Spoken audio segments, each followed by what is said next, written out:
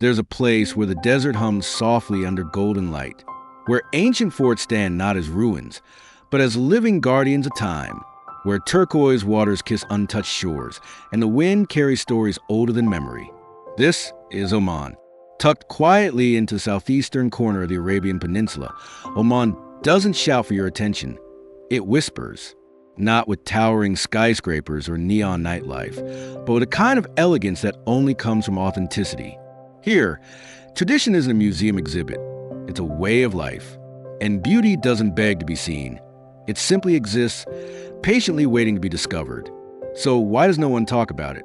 Maybe Oman is the Middle East's best-kept travel secret. Oman doesn't compete for attention. It simply exists quietly, confidently, and completely sure of its place in the world. While its neighbors may dazzle with towering skylines and luxury on overdrive, Oman offers something far more rare: presence, a stillness, a sincerity. It's a country where heritage is not just preserved, but lived in every gesture, every building, every story passed down from father to son. Its landscapes remain largely untouched, not out of neglect, but out of deep respect. Here, nature is not conquered, it's honored. From wind-swept deserts to misty mountains and coastlines that stretch into eternity, Oman's beauty lies in its restraint. Nothing is loud, nothing is desperate for your admiration. And yet, everything leaves an impression that lingers long after you've left. The people of Oman carry their history like a second skin, not for display, but because it's simply who they are: proud, hospitable, humble, and deeply connected to their roots. And that's why the places we'll explore today aren't just locations on a map. They're living, breathing pieces of a much larger story, one that has been unfolding for thousands of years and continues still in quiet, powerful ways. Of all the places in Oman, Muscat feels like the gentle heartbeat that keeps the whole nation alive. It's not loud, not rushed, not built to impress, and yet it does effortlessly. There's something sacred in the way it balances the weight of history with the rhythm of the present. Walk its streets and you'll find marble-white buildings basking under a golden sun, framed by rugged mountains on one side and the endless blue of the Arabian Sea on the other. This is a city draped in white robes and golden light. Here, the Sultan Qaboos Grand Mosque rises like a spiritual symphony in stone, vast, serene, and intricately detailed, inviting silence and awe in equal measure. And then there's Mutra Suk, a labyrinth of scents and stories. The scent of frankincense lingers in the air. Merchants call softly from behind stalls, and time seems to fold in on itself as you wander through its shadowed alleys. Yet Muscat isn't stuck in the past. It's a city that knows exactly who it is, rooted, proud, but not afraid to grow. Along the Corniche, the sea glistens as joggers pass and fishing boats drift by, just as they have for generations. In Muscat, modernity doesn't replace tradition. It respectfully walks beside it. And in that quiet harmony, the soul of Oman truly reveals itself. There's a silence in Wahiba sands that doesn't feel empty. It feels sacred, as if the desert is holding its breath, waiting for you to listen.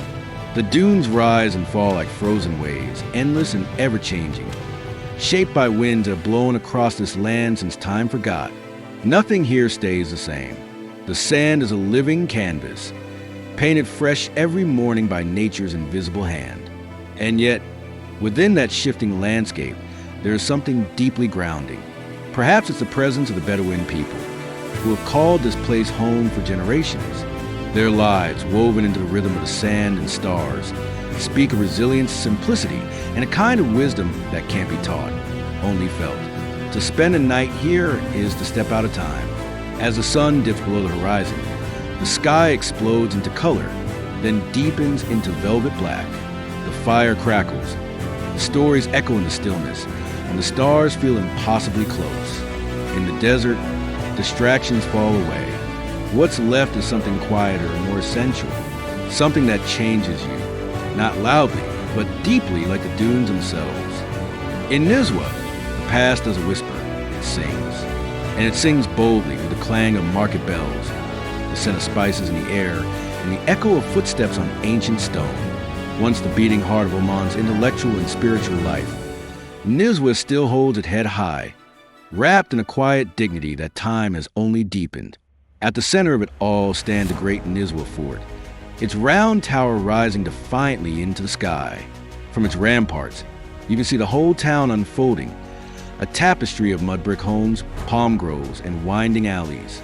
Inside, every wall, every wooden door, every shadowed corridor tells a story, not just a defense, but of culture, scholarship, and a deep-rooted pride.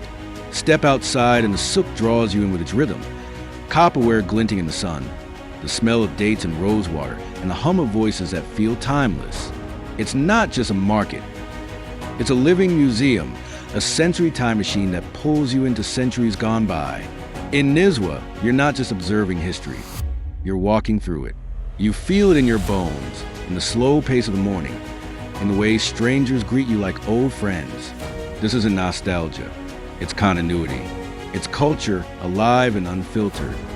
High above the heat of the plains, where the air turns crisp and the silence feels almost sacred, Jebel Akhdar rises like a secret waiting to be discovered. They call it the Green Mountain, and in the heart of Arabia's rugged, sun-scorched terrain, it lives up to its name with quiet defiance.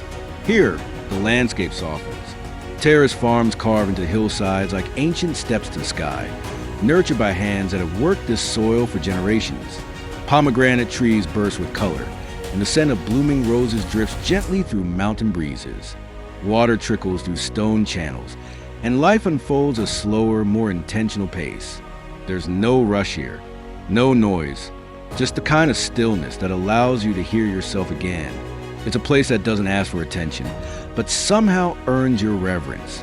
For a moment, the world narrows, not in limitation, but in focus. And in that focus, something rare happens. The soul exhales. Just when you think you've understood Oman, its deserts, its dunes, its sun-drenched silence, Salalah steps in and rewrites the script. For a few short months each year, something extraordinary happens here. The skies darken, the air thickens, and the rain begins to fall. This is Kharif, the monsoon that transforms a land like a whispered miracle. The desert fades. In its place, a green world emerges.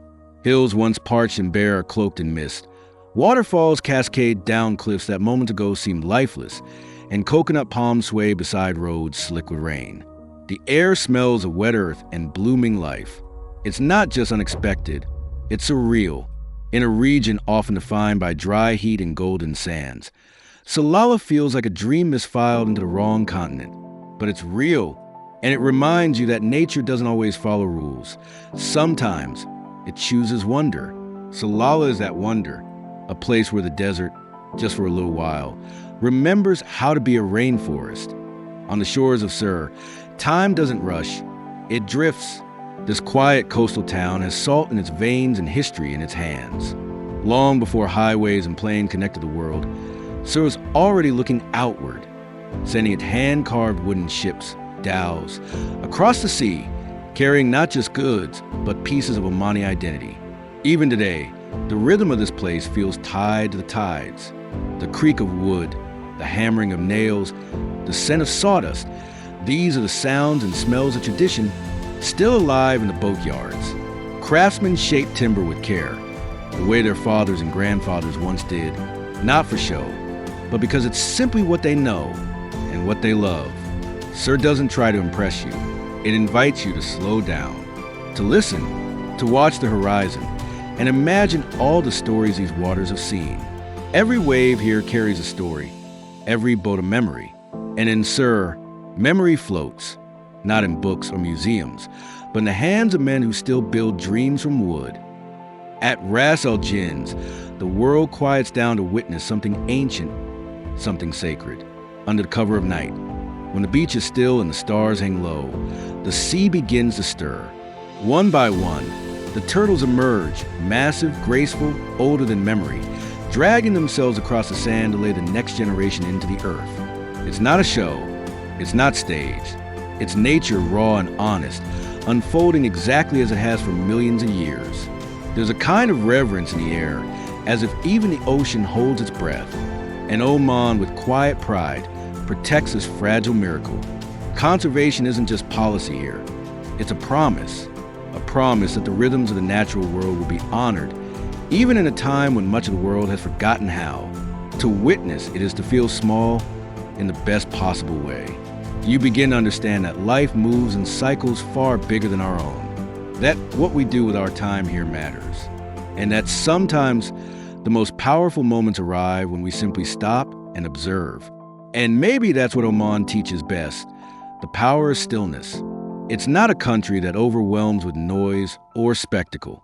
It invites you to slow down, to breathe in deeply, and to notice. Whether it's the silence of a desert dune, the call to prayer echoing through an old city, or the hush of turtle tracks in sand. Oman reminds us that beauty doesn't have to shout. The places we've explored today aren't just destinations. They're living, breathing reflections of a culture that honors its land, its past, and its people. Oman doesn't beg to be seen. But once you do see it, you never forget.